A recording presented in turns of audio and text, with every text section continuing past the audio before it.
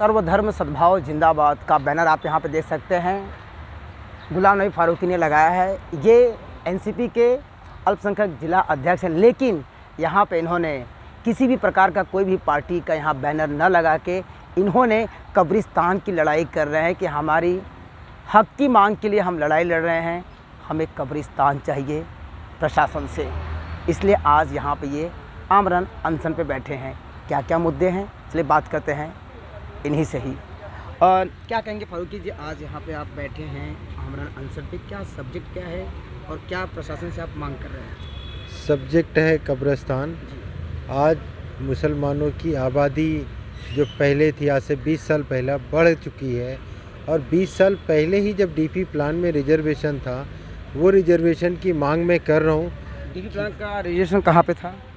2 आरक्षण क्रमांक है 353A 122D। 353A आया पिंकरपाड़ा और 122D जो है वो भईंदर में है। क्या समस्या है कि अभी तक कब्रिस्तान वहाँ पे नहीं बना? अब वो समस्या मतलब उसको डेवलप करने को कभी सोचा नहीं गया शायद। क्यों? वो तो महानगर पालिका बता सकती है। शायद तभी उतना ज़रूरत नहीं थी, मुझे ऐसा भी लगता है, हो सकता है। लेकिन अब कब्रिस्तान में जगह कम पड़ी, जिसकी वजह से वो जो रिजर्वेशन उसकी ज़रूरत है और वो डेवलप होना चाहिए। इसकी मांग मैं बहुत टाइम से कर रहा हूँ। इसका जो आपने मांग काफ़ी टाइम से कर रहे हैं, तो मनपा प्रशासन से क्या जवाब आ रहा है? बार बार गोल को इधर से उधर घुमाना, और क्या। अगर वो जवाब आता और वो कितने साल से आप इसकी मांग कर रहे हैं? नहीं, अभी तो साल भर के आसपास हुआ, क्योंकि कोरोना के टाइम में हमने देखा कि बहुत सारी बॉडी दफनाई गई और दफनाने की जगह कम पड़ रही थी, और कुछ ऐसा हुआ कि वहाँ से कच्ची बॉडी निकल रही है वो कब्रिस्तान से। तो हमने फिर सर्च किया कि और कुछ रिजर्वेशन है, तो मालूम पड़ा 2 रिजर्वेशन है, तो उसका ही डिमांड किया हमने। और ये नहीं पूरा करे तो आखिरी स्टेप है आमरण अनशन। आप अभी आमरण अनशन में बैठे हैं, तो अभी तक मनपा प्रशासन से कोई जवाब आया है? नहीं, कोई मनपा प्रशासन से नहीं आया। शायद कमिश्नर साहब को ऐसा लगता है कि कोई कुर्बानी होगी तो उसके बाद जगेंगे, तो मैं कुर्बानी देने तैयार हूँ, उसके लिए बैठा। आमरण अनशन तभी तोड़ेंगे जब तक आपकी मांग को पूरी ना की जाए? बिल्कुल बिल्कुल बिल्कुल। अगर मांग नहीं पूरी होती तो आमरण अनशन टूटेगा नहीं, चाहे उसमें मेरी मौत क्यों ना हो जाए। और एक चीज़ और क्लियर करता हूँ आपके माध्यम से, अगर मेरी मौत हो जाती है तो ये पूरे शहर की जिम्मेदारी है, मुझे उसी कब्रिस्तान में दफनाया जाए जिस कब्रिस्तान की लड़ाई में लड़ रहा हूँ। और जैसे कि आप देख रहे हैं, गुलाम नबी फारूकी का कहना है कि मैं प्रशासन से लगातार 1 साल से पीछे पड़ा हूँ कि अब मेरा भाईंदर में कब्रिस्तान की ज़रूरत है, क्योंकि कोरोना काल में कई सारे मौतें हुई जहाँ पे दफन करने के लिए ज़मीन कम पड़ गई थी।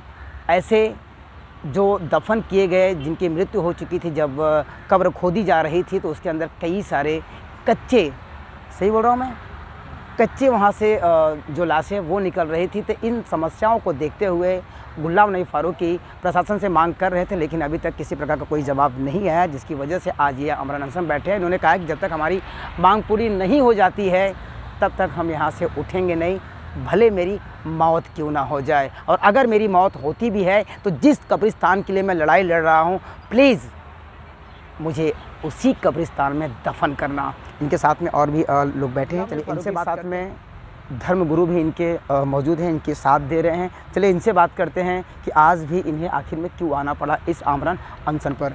मैं आज इसलिए इनके साथ खड़ा हूँ, आज इनके सपोर्ट पे इसलिए आया हूँ कि जो ये बात कर रहे हैं, मुसलमानों के हुकूक़ की बात कर रहे हैं और पार्टी लेवल से हट कर के बात कर रहे हैं। तो समाजी मामलात को इन्होंने मुद्दा बनाया है, और जो ज़रूरत है मेरा भाईंदर के मुसलमानों की, कि मुसलमानों के लिए कब्रिस्तान की जगह अलॉट की गई है गवर्नमेंट की जानिब से, तो ये उनका हक़ है और उनको मिलना चाहिए।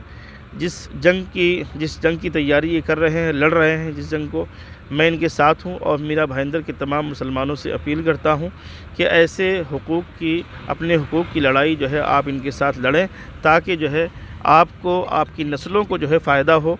और अगर इन्हें कुछ हो जाता है तो जैसा कि इन्होंने कहा कि अगर मेरी मौत हो जाती है तो पूरे शहर के लोगों की ये ज़िम्मेदारी है कि मुझे उसी कब्रिस्तान में दफनाया जाए जो गवर्नमेंट की जानिब से अलॉट किया गया है। गरचे वो अभी जो है कब्रिस्तान की जगह के नाम पर नहीं है, किसी और नाम से जो है वो जगह चल रही है। किसके नाम से?